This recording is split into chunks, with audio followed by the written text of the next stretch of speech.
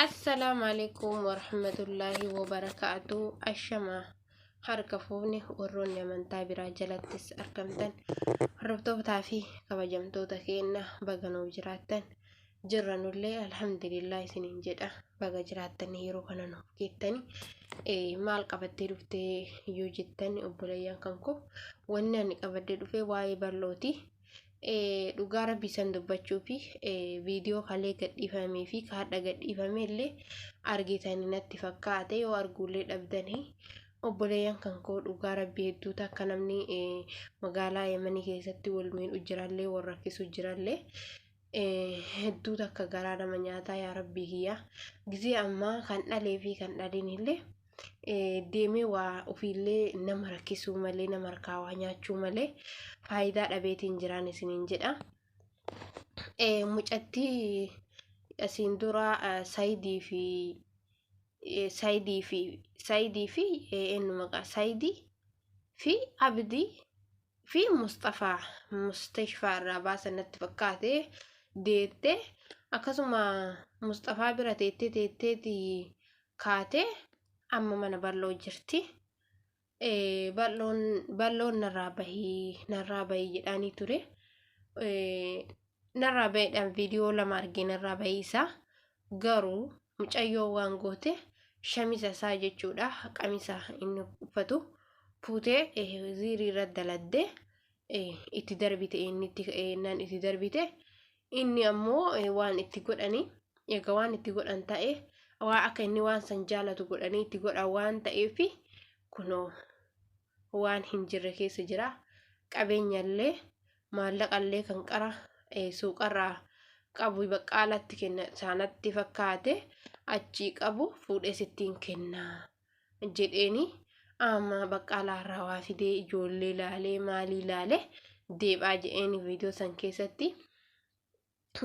Garuu akkana wal miidhuun kun wallaahi daa'ima xiqqaa san laalaa daa'ima xiqqaa san harka qabachaa namni akkamittiin sadarkaa kana gahaa daa'ima kana guddifadhaa hin yaanne namni lubbuu akkamittiin jiraataa jira sammuu akkamittiin jiraataa jira na dhibe wallaahi hedduu takkaan na dhibe hedduu takkaan nama yaachisa yaa obboleeyyan kiyya.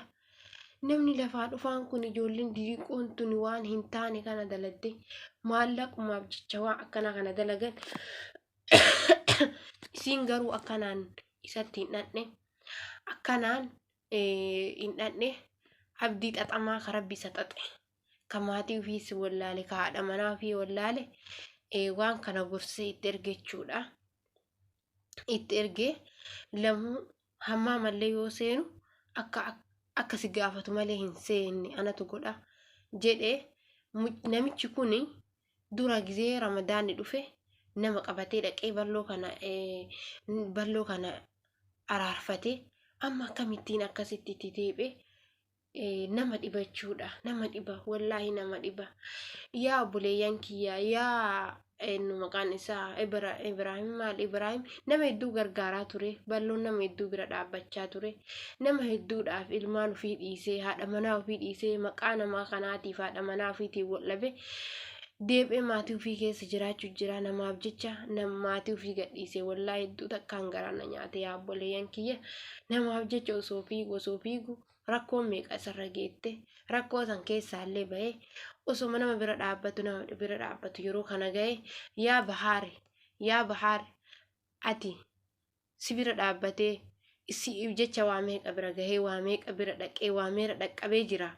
Balloon garaasi haa nyaatu balloon kalee haadha manaati yaa waliin na rakkisee na hidhee jettee hin laalin inni waan akkanaa nama laalu wallaahi fayyaalessaa miskiina balloo maala bahaar fatiyaa wallaahi waan akkanaa itti hin dhiisina waan akkanaa hin laalinaa itti daraartu atillee namaaf jecha miti rabbiif jecha balloo bira dhaabbadhaati wallaahi mucayyoo san jechuudha. Mucayyoon sun akkasii waan hin taane keessa seensifte waan hin taane keessa galchite maallaqa harkaa fixu jirti. Balloo bira dhaabbadhaa balloon nama hunda bira dhaabbataa balloon nama rakkatu biraa hin hafu nama rakkate bira ima dhaabbata. Yaa obboleeyyan kiyya namni Yemanii keessa jirtan gargaaraa balloo gargaaraa, balloo rakkina cimaa keessa seeneetiin jira. Haalan beekamneen dhaxxee mucayyoo waan hin taanetti goote. Yaa obboleeyyan kiyya wallaahi viidiyoo kiyya kana garaa isinaa nyaadhu. Garaa isinaa nyaatu balloon. Garaa isinaa nyaatu wallaahi. Mucayyoon maallaqa irraa guurtee akka hin taane godhu jirti. Maatii ofii booda waan jiraachifatuun dhabaa. Maatii ofii ijoollee santuu jalaa rakkataa. Bora waan guddoo jala seena waan guddoo godhanii akkas maallaqa harkaa guuranii biraa bayanii. Waan qabu sittiin fida maal godhu achi kaa'a jedhee bahee kalee galgala jechuudha. Dhaqqabaa isiniin jedha. Namni viidiyoo kiyya kana isin bira gahe amaanaa isinitti haa ta'u sheer godhaati. Wallaahi amaanaa isinitti haa ta'u. Amaanaa isinitti haa ta'u wallaahi oromummaa walitti qabnu sanii jedhaati. Sheer godhaa bahaarii namni aadii bahaarii qabdan bahaarii fi fatiyaa irratti fatiyaa fi eenyu kan isii daraartuu fa'aa irratti sheer naa godhaatii biraan naa gayaa.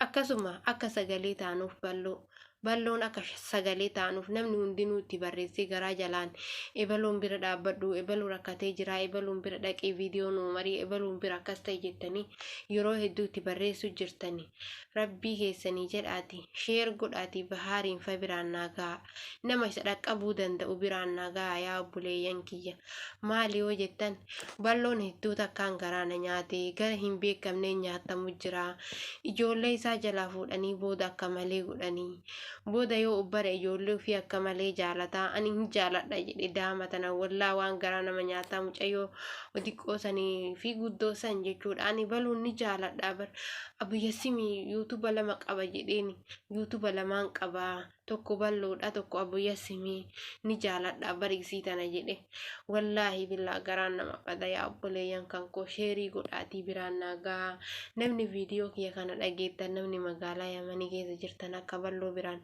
geettanii balloo bira geettanii balloo nuu gargaartan obboleeyyan kiyya isiniin jedha sheerii naa godha dhiifumaa wajjin sheerii naa godha biraa naagaa balloo balloo dhaqqabaa abdii mujrimichi kanama balleessu dhaqee balleessu deema rabbi isa haa balleessu wallaahi abaarsi garuu akka hin danda'a hin abaarsana akka nama hin abaarre ni beeka haasawaa wal keessana jalaa bade obboleeyyan koo ni beeka akka rabbi namarraa hin jaalanne illee ni beeka garuu wallaahi hedduu takkaaniin garaana nyaate balloon garaana nyaate maali hoo jettanii karaa hin taane nyaatamu jira obboleeyyan kan koo yaa rabbii kiyyanuu dhaqqabe inshaallah rabbi hin dhaqqaba sheerii godhaatii biraan naa ga'an isin jedha obboleeyyan kan koo